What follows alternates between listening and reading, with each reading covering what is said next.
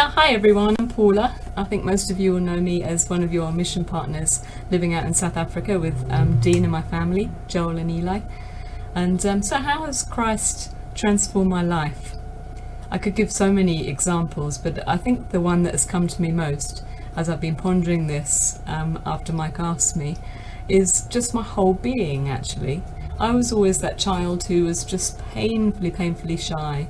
If anybody was to ask me anything, any adult came to me and asked me anything, I would just blush. My whole body would go beetroot red. I hated being in the limelight. I was also terrible at sport, and I never got picked for a team, and I hated it because I was a bit overweight and just felt so uncomfortable and embarrassed for most of my growing up life, really. And then when I got married, and Dean was quite an extremely different person to me. He had a radical testimony of Christ and what Christ had done in his life. And I used to think, my testimony is not like that. It's a bit boring, really. I mean, I am a Christian, but no great story like that. And when it became obvious that God was calling us to overseas missionary work, I was really scared. I kicked against it with everything I had, because I just felt I wasn't that kind of person. I wasn't going to manage.